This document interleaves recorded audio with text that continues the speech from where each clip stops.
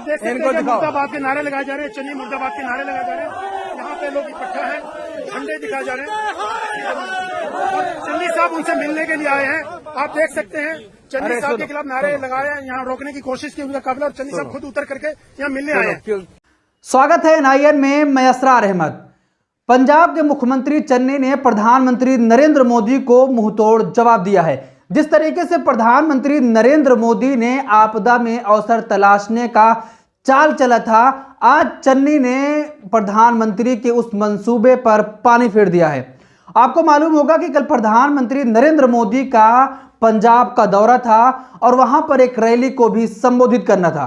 प्रधानमंत्री ने अचानक ये फैसला किया कि उस रैली में नहीं जाएंगे, तो इसके 3 कारण बताए गए। पहला तो ये कि उस रैली में 70,000 लोगों के आने की संभावना थी, लेकिन सिर्फ पहुंचे थे 700 लोग। इसलिए प्रधानमंत्री नरेंद्र मोदी ने अचानक फैसला लिया कि उस रैली को संबोधित ही नहीं करना है। और दूसरा कारण बताया गया कि प्रदर्शनकारी मौजूद थे। प्रधानमंत्री नरेंद्र मोदी को खतरा था कि अगर मैं रैली को संबोधित करने गया तो वहां पर किसान पहुंच जाएंगे, वो किसान जो लगातार 1 साल से दिल्ली के अलग अलग बॉर्डरों पर बैठे थे और अपनी मांग मनाने के लिए केंद्र सरकार को झुकने पर भी मजबूर किया था। इसलिए प्रधानमंत्री नरेंद्र मोदी ने यह फैसला किया कि इस रैली में तो जाना ही नहीं है। तो बहाना बना दिया कि मुझे लोग मारने आ रहे थे, और जब एयरपोर्ट पहुंचे तो उन्होंने कहा कि जाकर अपने CM को थैंक्स बोलना कि मोदी जिंदा सलामत वापस आ गया है। तो आज उसी के तर्ज पर चन्नी ने प्रधानमंत्री नरेंद्र मोदी को मुंहतोड़ जवाब देते हुए, जब वो आज तक को एक इंटरव्यू दे रहे थे, अचानक कुछ प्रदर्शनकारी वहां पर पहुंच गए और चन्नी मुर्दाबाद के नारे लगाने गए।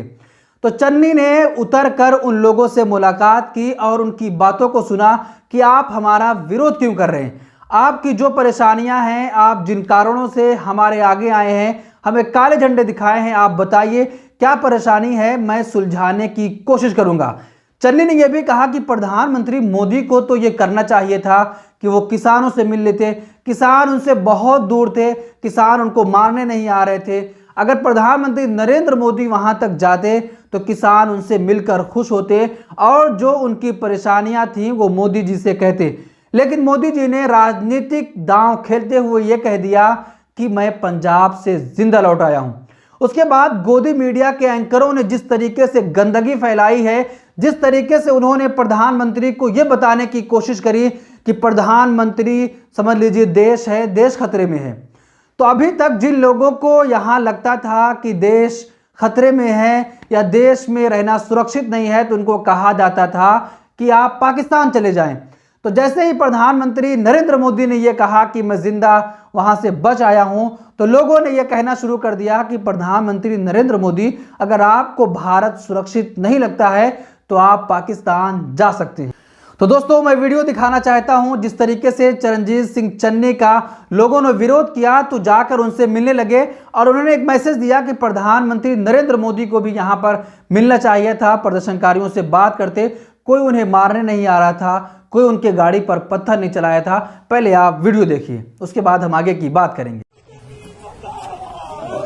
आप देख सकते हैं मुर्दाबाद के नारे लगाए जा रहे हैं, चन्नी मुर्दाबाद के नारे लगाए जा रहे हैं। यहाँ पे लोग इकट्ठा हैं, झंडे दिखाए जा रहे हैं और चन्नी साहब उनसे मिलने के लिए आए हैं। आप देख सकते हैं चन्नी साहब के खिलाफ नारे लगाए हैं, यहाँ रोकने की कोशिश की उनका काफिला और चन्नी साहब खुद उतर करके यहाँ मिलने आए हैं। क्या डिमांड है?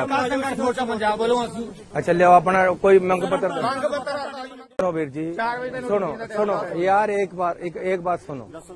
जब मैंने आपका डिमांड मानने के लिए आपको बुला लिया है कल को, फिर मेरा रास्ता क्यों रोक रहे हो आप? ऐसे ही लोग आगे आ गए, बैठ गए, वहां तक प्राइम मिनिस्टर नहीं पहुंचे थे, वहां से 1 किलोमीटर दूर थे। जैसे इन्होंने मुझे रोका, हो सकता वो उनकी गाड़ी रोक लेते, उनसे बात करने की कोशिश करते। इसमें थ्रेट कहाँ है? लेकिन प्रधानमंत्री आपने देखा कि किस तरीके से चन्नी मुर्दाबाद के नारे लग रहे थे, लेकिन चन्नी अपनी गाड़ी से उतरकर लोगों से मिलने गए, प्रदर्शनकारियों से पूछा कि तुम्हारी क्या परेशानी है, किन वजहों से आप हमारा विरोध कर रहे हो। उसके बाद लोगों ने अपनी परेशानियां बताई। मुख्यमंत्री ने कहा कि आप कल 11 बजे आकर हमसे मुलाकात करिए, हम आपकी परेशानी दूर करने की पूरी कोशिश करेंगे। तो दोस्तों, अगर प्रधानमंत्री नरेंद्र मोदी भी इस तरह कर लेते तो उन्हें कोई खतरा नहीं होता, लेकिन उनको तो राजनीतिक दांव खेलना था, क्योंकि पूरे देश में भारतीय जनता पार्टी का बुरा हाल है। अगर आपको जनता नकार रही है तो आप फिर ये इल्जाम लगा दीजिए कि मेरी जान को खतरा है। इस देश में इंदिरा गांधी प्राइम मिनिस्टर हुआ करती थी, उनको भी ऐसे ही विरोध का सामना करना पड़ा था। जब वो उड़ीसा में एक रैली को संबोधित कर रही थी तो वहां पर विपक्ष के लोग पहुंच गए थे और रैली से स्टेज की तरफ पत्थरों की बारिश की जा रही थी। तब भी इंदिरा गांधी ने नहीं हटी और कहा कि मैं इस रैली को संबोधित करूंगी। अचानक एक पत्थर उनके नाक पर आकर लग जाता है, खून बहने लगता है। उसके बावजूद भी इंदिरा गांधी का भाषण नहीं रुकता है। वो भाषण देती रहती हैं, कहती हैं आपकी अभिव्यक्ति की आज़ादी की रक्षा हम करेंगे। लेकिन प्रधानमंत्री नरेंद्र मोदी का काफिला क्या रुका, 15 मिनट ट्रैफिक में क्या फंसे कि वो बताने लगे कि हमें तो मारने आ रहे थे, मैं जिंदा सलामत आ गया हूं। दोस्तों, एक बात यहां पर यह भी करना चाहूंगा कि इसी देश में अल्पसंख्यक समुदाय को लगातार परेशान करने की कोशिश की जा रही है, उनको टारगेट किया जा रहा है। आए दिन देश के कोने कोने से ऐसी खबर आ जाती है, ऐसी एक वीडियो सामने आ जाती है जहां पर कुछ हिंदुत्ववादी संगठनों के लोग एक विशेष समुदाय के लोगों को घेर कर उनकी लिंचिंग कर देते हैं। अगर फिर ऐसा करने वाले के खिलाफ कोई कार्रवाई नहीं होती, जिनके खिलाफ ऐसा हुआ होता है, वो बोलते हैं कि इस देश में रहना अब सुरक्षित नहीं है, हमें यहाँ पर असुरक्षा महसूस हो रही है, तो उनको कहा जाता है कि आप पाकिस्तान जा सकते हो। लेकिन प्रधानमंत्री का यहाँ काफिला तक सिर्फ रोका गया है, तब भी वो कह रहे हैं कि मेरी जान को खतरा है, मुझे मारने के लोग आ रहे थे। तो आप समझ सकते हैं, एक तरफ वो लोग हैं जिनको आए दिन लिंचिंग की जा रही है और एक तरफ प्रधानमंत्री।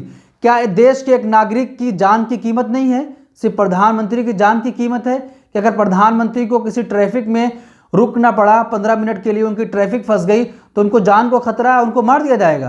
प्रधानमंत्री पद की गरिमा है, उनके सुरक्षा में चूक हुई, ये बात मानना होगा। लेकिन प्रधानमंत्री ने जिस तरीके से कहा कि मैं जिंदा वापस आ गया हूं, अपने सीएम को जाकर थैंक्स बोल देना, ये तो सिर्फ और सिर्फ राजनीतिक बातें हुई कि आप राजनीतिक फायदा उठाना चाहते हो। आपने इन्हीं किसानों को दिल्ली के अलग अलग बॉर्डरों पर 1 साल तक रोके रखा।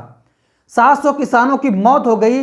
वो 700 किसान जो घर से आए थे दिल्ली, लेकिन दिल्ली से वापस नहीं जा पाए। आप तो पंजाब से दिल्ली भी वापस आ गए। तो दोस्तों, चन्नी ने प्रधानमंत्री को मुंहतोड़ जवाब दिया है और बताया है कि लोगों से मिलना सीखिए, लोगों के बीच जाना सीखिए। अगर कोई विरोध कर रहा है तो आप उनके बीच जाइए, उनके दिल को जीतने की कोशिश करिए, तब तो आप प्रधानमंत्री हो सकते हैं। लेकिन आपको तो राजनीतिक फायदा लेना था, आपको आपदा में अवसर तलाश करना था, इसलिए आपने कह दिया कि मेरी जान को खतरा था, सीएम को जाकर थैंक्स बोलना। दोस्तों, इस पूरे मामले पर आप क्या सोचते हैं, आपकी क्या राय है? कमेंट बॉक्स में अपनी राय जरूर दें। बहुत शुक्रिया।